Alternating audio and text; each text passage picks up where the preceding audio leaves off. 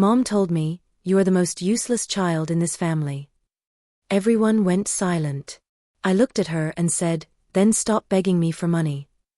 Her face turned pale. Everyone was left in shock. My name is Lyra Wilson and I am 32 years old. On paper, I am a successful graphic designer with my own studio in Dallas. But in my family, I have always been the invisible middle child, the one who could never measure up. Last Christmas, as we sat around the dinner table, my mother looked me straight in the eyes and said the words that had been implied for years, "You are the most useless child we have." Everyone froze. That was when I finally stood up for myself. Growing up in suburban Austin, I always felt like an extra in the movie of my own family. My older brother Jake was the golden child from day one. He was tall, athletic, and charming with a natural talent for football that made him the pride of our small community. Every Friday night, our parents would drive for miles to watch his games, cheering from the bleachers while I sat beside them with a sketchbook, trying to stay entertained in the cold Texas air. His trophies lined the living room mantel, and dinner conversations revolved around his latest touchdowns or college recruitment letters. My older sister Emma was not far behind in the family hierarchy. She was the perfect daughter in my mother's eyes, embodying all the traditional values that my mother Linda held dear.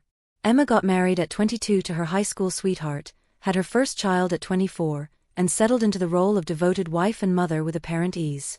My mother would constantly reference her during our phone calls. "Emma made the most incredible peach cobbler for her in-laws yesterday," or "Emma is redecorating the nursery all by herself. She's so talented." Then there was Zoe, the baby of the family, 7 years younger than me. From the moment she was born, she was coddled and protected, every whim catered to without question. She could do no wrong in my parents' eyes. Even when she dropped out of her first college program, it was dismissed as finding herself.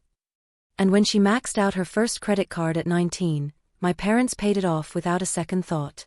And then there was me, Lyra, caught in the middle. I was neither the athletic star nor the traditional daughter, nor the baby who needed protection. I was quiet and creative, spending hours drawing and designing, lost in my own world of colors and shapes. My report cards were filled with A's and B's, but they were never celebrated like Jake's game stats. My artwork won school competitions, but those certificates never made it to the refrigerator door alongside Zoe's finger paintings. My mother Linda was the driving force of our family dynamic. A woman raised in a strict Southern Baptist household, she had clear ideas about success and family roles. She was quick to compare, criticize, and correct. When I announced my intention to study graphic design in college, her response was cutting, "What kind of real job will you get with that? It's just drawing pictures." Even when I landed internships and later jobs with reputable firms in Houston, she would dismiss them as not real work like what your father does. No matter what I achieved, it was never enough. When I made the dean's list, she would ask why I didn't get the specific scholarship that another student received. When I got a promotion, she would wonder aloud why it took so long. Her praise was rare and often backhanded. "Your apartment looks nice, but it must be so lonely living alone at your age." My father, Robert, was a different kind of disappointment. A quiet man who worked as a CPA for a mid-sized firm, he seemed to care about me, but lacked the courage to stand up to my mother. During particularly harsh criticisms, he might offer a mild "Now, Linda," but would quickly retreat if she turned her sharp tongue in his direction. The pattern was set early and would define my relationship with my family for decades to come. What my family failed to see, or perhaps chose not to see, was that I had built a life I was proud of, piece by careful piece. My career in graphic design had not been an easy path, but it had been a fulfilling one. After graduating from Texas State University, I started at a small design agency in Dallas, making barely enough to cover rent in my tiny Deep Ellum apartment and my student loans. I worked late nights and weekends building my portfolio while taking on freelance projects designing logos for local barbecue joints and boutiques. My studio apartment doubled as my workspace, with my drafting table taking up most of the living area. I lived on ramen noodles and Starbucks coffee, investing what little extra money I had in better design software and equipment. The first 2 years were especially tough. I faced rejection after rejection from larger agencies and clients who wanted more experience than I had to offer. But I persisted, refining my skills and slowly building a network of contacts in the industry. I started specializing in branding for small businesses, helping them create identities that could compete with larger companies. My breakthrough came with a local chain of taco trucks that needed a cohesive brand. The vibrant, playful design I created helped them expand from 3 trucks to 12 locations across the Dallas-Fort Worth metroplex within 18 months. By my 28th birthday, I had saved enough to rent a small commercial space in the design district and officially launched my own studio, Wilson Creative Works. It was nothing fancy, just a converted warehouse space with large windows and enough room for me and eventually 2 part-time employees. But it was mine, built from nothing but hard work and determination. The turning point came when I landed a contract with Lone Star Brewing Company, a regional craft beer company looking to rebrand and expand nationally. I worked tirelessly on their project, creating a visual identity that honored their Texas roots while appealing to a broader audience. The campaign was a massive success, increasing their sales by 40% in the first quarter and earning industry recognition from Communication Arts magazine. That one success led to others. Within 2 years, my client list included 3 national brands and dozens of successful regional businesses. I had to move to a larger office space in Uptown and hire 6 full-time employees. My work was featured in design publications, and I was invited to speak at the AIGA conference in Austin. My studio was now generating over $600,000 in annual revenue with a reputation for creative excellence and reliability. Financially, I was more secure than anyone in my family knew. I owned my Uptown condominium outright, had a healthy 401k, and maintained a substantial emergency fund. I paid myself a reasonable salary, but reinvested most of the profits back into the business, allowing it to grow steadily year after year. Yet despite all these accomplishments, there remained a hollow ache inside me. Some part of me still longed for my family's approval, for them to see me as I truly was, rather than as the disappointing middle child they had decided I was years ago. This longing would lead me down a path I would later regret. My desire for acceptance led me to become something I never intended, the family's unofficial financial safety net, always ready with my checkbook when emergencies arose. It started small, with a loan to my father when his Honda Accord needed transmission repairs. Then came help with Zoe's tuition when my parents claimed they were stretched too thin. The requests increased in frequency and amount over time, especially from my mother, who managed the family finances. The most significant financial support went to Jake, though this was something the rest of the family didn't know. Despite his outward appearance of success as a pharmaceutical sales rep, my brother had made a series of poor financial decisions, including risky investments in cryptocurrency and living well beyond his means in his Plano McMansion.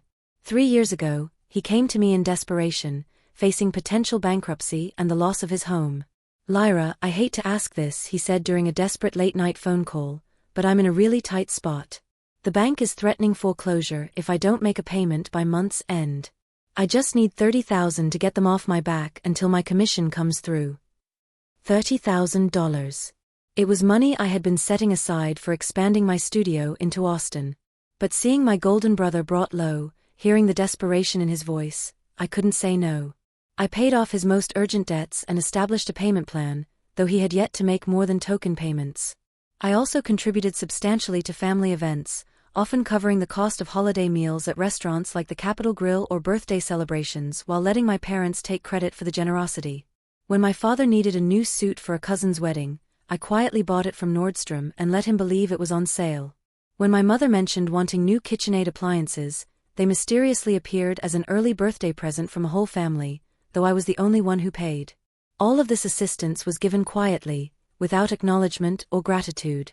In fact, the more I helped, the more my family seemed to take it for granted that I would be there with my wallet open whenever they needed something. My mother especially seemed to view my financial support not as generosity but as an obligation, some form of repayment for raising me. The pattern became predictable. My mother's calls would start with brief, disinterested questions about my life, barely listening to my responses before sighing deeply and mentioning some financial predicament. "The roof is leaking again," she would say. Or, "Your father's prescription costs have gone up." She never directly asked for money, instead dropping heavy hints until I offered to help. After accepting my assistance, she would quickly dismiss it. "Well, that's what family is for," she would say. Or more pointedly, "It's the least you can do considering all we did for you growing up." There was never a thank you, never an acknowledgement of the sacrifice involved. Instead, my financial help was reframed as a duty, an obligation I owed rather than a gift I gave. Despite my success, I still struggled with feelings of inadequacy whenever I was around my family. In their presence, I reverted to the invisible middle child, desperate for scraps of approval. Family gatherings had become increasingly difficult to endure. Each holiday or celebration was marked by subtle digs and not-so-subtle comparisons that left me feeling diminished and defensive. Last Thanksgiving had been particularly brutal. Within minutes of arriving at my parents' house in their gated community in Southlake, my mother looked me up and down and asked if I had given up on dating entirely since I had come alone again. When I mentioned that I was actually in a serious relationship with David, a talented architect I'd met at a design conference, she dismissed him as just another boyfriend, and wondered aloud why I couldn't seal the deal like Emma had with her husband. During dinner, as I tried to share news about landing Microsoft as a client, my mother interrupted to ask Emma about her children's activities at their private school. The conversation never returned to my news. Later, as we washed dishes together, my mother remarked that it was probably for the best that I focused on my little drawing business, since I wasn't cut out for motherhood anyway. I left that night with a migraine and a promise to myself that I would skip Christmas. But as December approached, guilt and hope battled within me. Maybe this time would be different. Maybe this year they would see me. 2 days before the family Christmas gathering, I received a call from Jake that would prove to be the final straw. He sounded nervous, his voice lower than usual, as if he was calling from somewhere private. "Lyra, I hate to ask this, especially right now, but I'm in a really tight spot," he began. "The bank is threatening foreclosure again if I don't make a payment by the end of the year. I just need $20,000 to get them off my back until my bonus comes through in February." $20,000. It was money I had been setting aside for opening a second location in Austin. "Jake, that's a lot of money," I said carefully. "And you still haven't paid back the last loan." I know, he said quickly. "But this is different. This is my house, Lyra. Where will Stephanie and the kids go if we lose it? Please, I'm begging you. And please don't tell Mom and Dad. You know how they are. They still think I'm doing great." After a long pause, I agreed to transfer the money, adding it to the mental tally I kept of funds that would likely never be repaid. After hanging up, I called my best friend Marcus, needing to vent my frustration. "You've got to stop being their ATM," Marcus said bluntly after listening to my story. "They're adults, Lyra. Adults who should be responsible for their own financial decisions." "But what am I supposed to do? Let Jake and his family become homeless?" "Maybe facing real consequences would force him to make better choices," he countered. "And more importantly, when are you going to stand up for yourself and demand the respect you deserve?" As I prepared for bed that night, Marcus's words echoed in my mind. For the first time, I allowed myself to fully acknowledge the anger I had been suppressing for years. I arrived at my parents' house in Southlake at precisely 4 p.m. on Christmas Day, the trunk of my Tesla filled with elegantly wrapped gifts from Neiman Marcus. The 2-story colonial looked picture-perfect with white lights outlining the roof and windows, a wreath on the red front door, and artificial candles glowing in each window. Taking a deep breath, I gathered my composure and the first load of presents before making my way to the front door. I could hear laughter and conversation from inside, the sound momentarily making me question my resolve. My father answered the door, his eyes crinkling with what seemed like genuine pleasure at seeing me. "Lyra, you made it," he said, stepping aside to let me in. He was dressed in his Christmas sweater, the same green one with reindeer that my mother had given him years ago. Inside, the house was warm and filled with the smells of honey-glazed ham and pine. The large Christmas tree dominated the living room, surrounded by presents already several layers deep. My mother emerged from the kitchen, wiping her hands on an apron. Her critical gaze swept over me, taking in my designer dress and professionally styled hair. "You're finally here," she said, her tone suggesting I was late, though I had arrived exactly at the time she specified. "Put those under the tree and come say hello to everyone.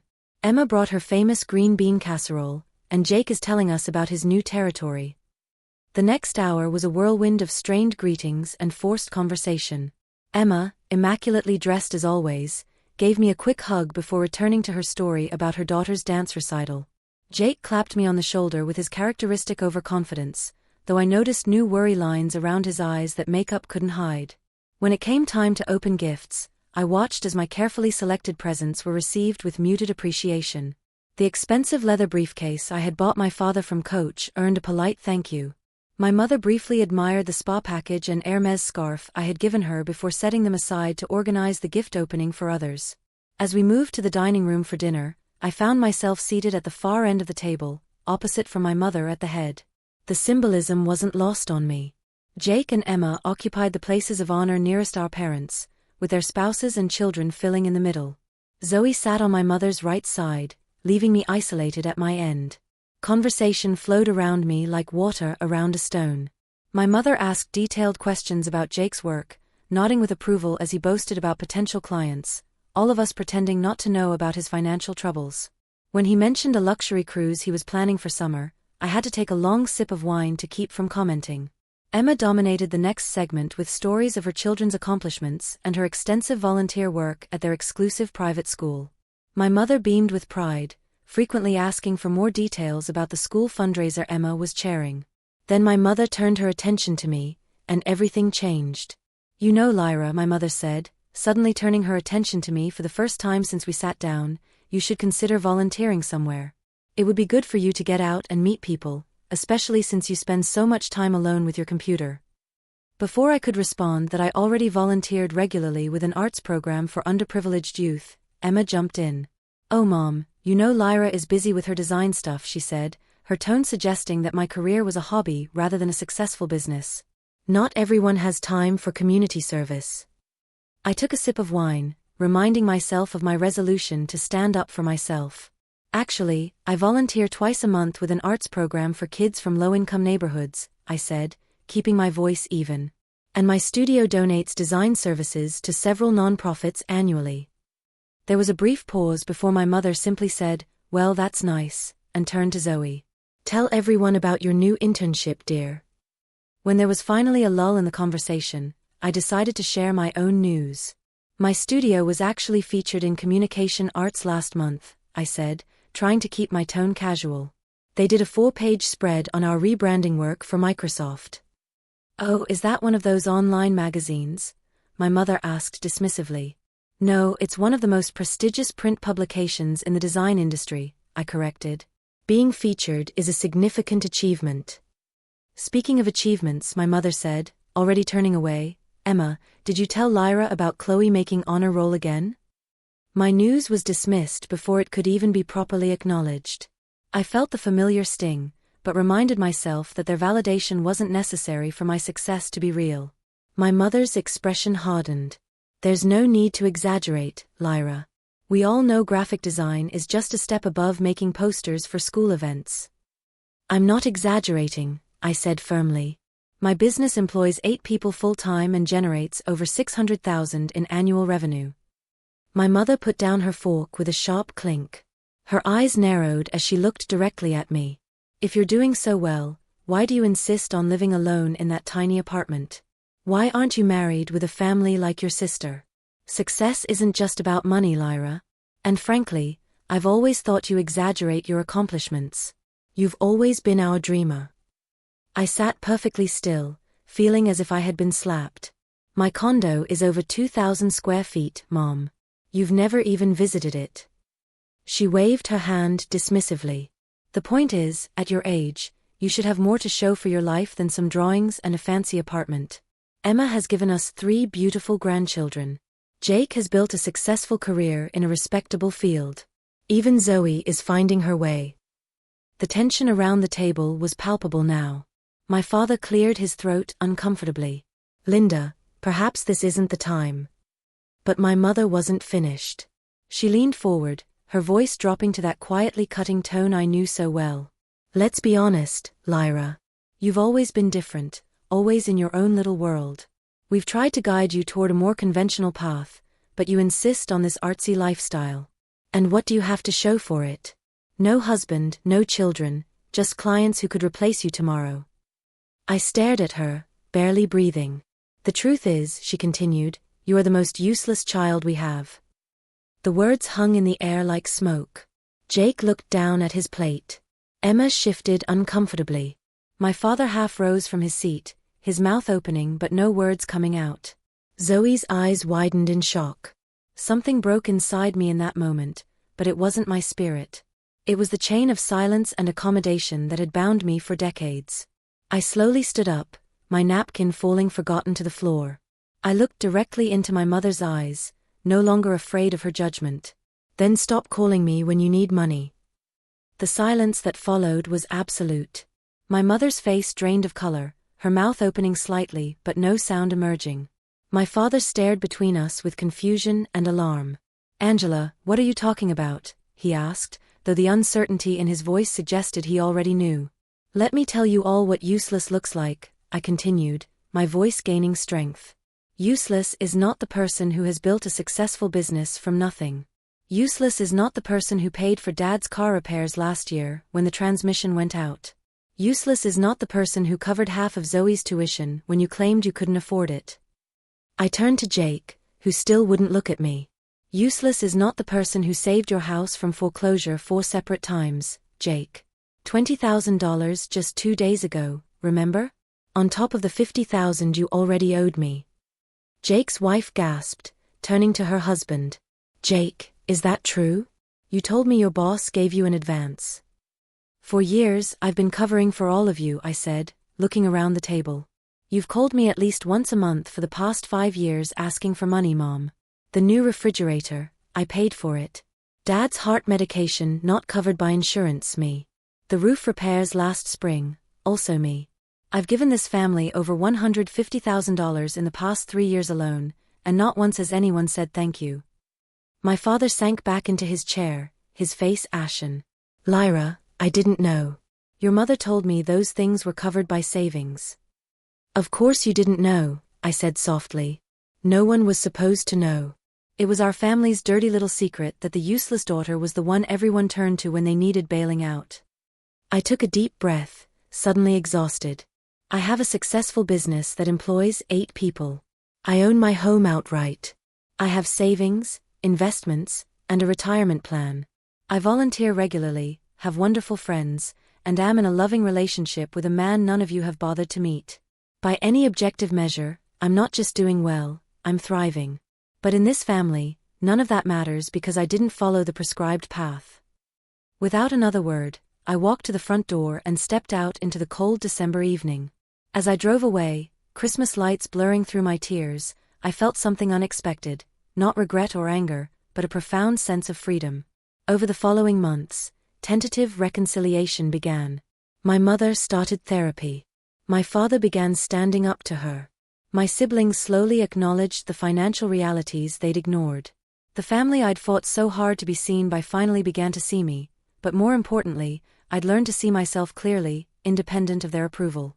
Sometimes the most loving thing we can do is stop accepting the unacceptable, even when it feels like betrayal.